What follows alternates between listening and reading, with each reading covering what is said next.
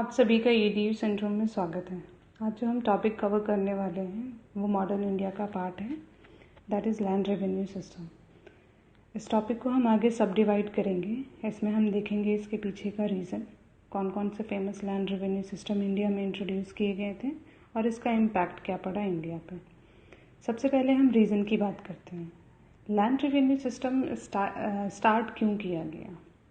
जब east India company ने India पे अपना कब्ज़ा कर लिया था तो वो लोग बहुत कम लोग थे जो इंडिया आए थे। तो कहीं ना कहीं उन्हें वैसे लोगों की तलाश थी, वैसे इंडियन की ज़रूरत थी जो उनके प्रति अपनी वफादारी निभा सकें।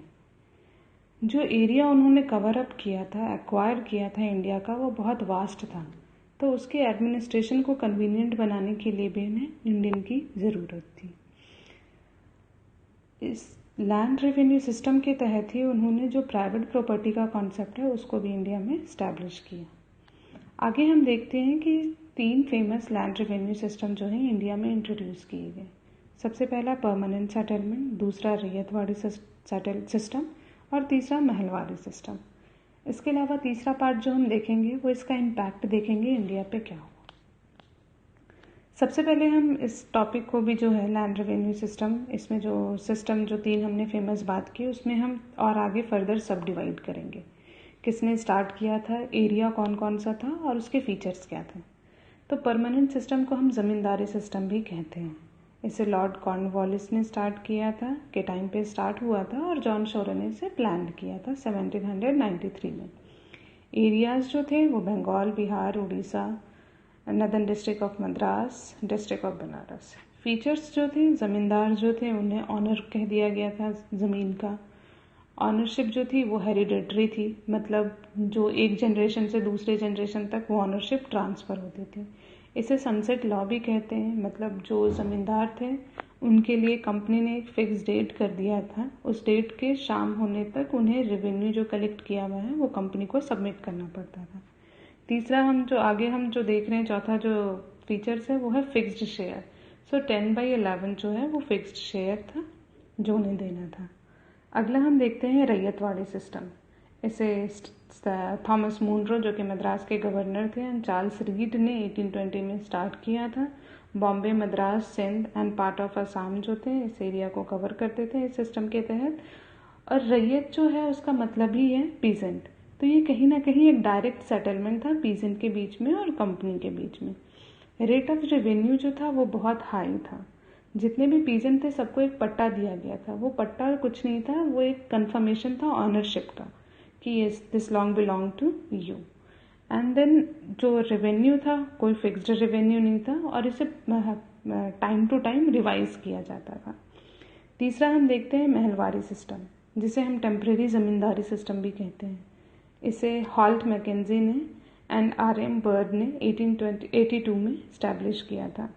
ये एरिया जो कवर अप था पंजाब था, वेस्टर्न यूपी था एंड सेंट्रल इंडिया था। महल इसका मतलब ही होता है ग्रुप ऑफ विलेज।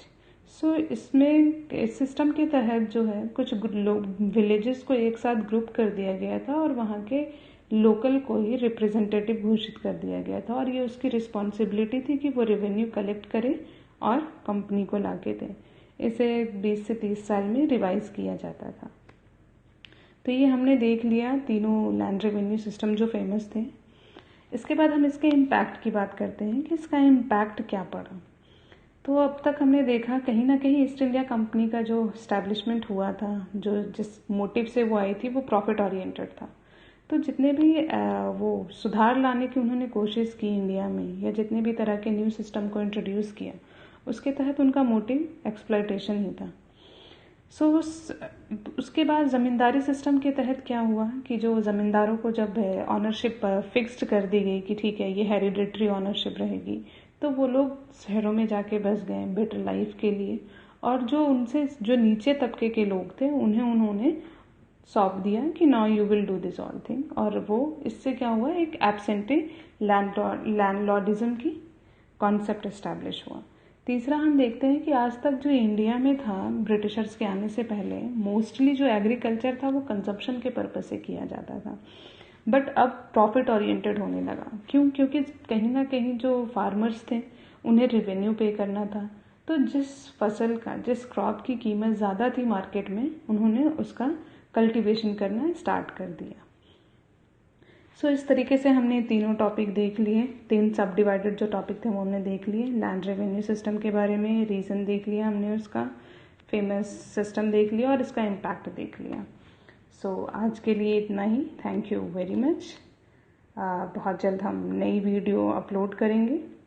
तब तक के लिए घर पे रहें, be safe and be happy. Thank you to watch this video.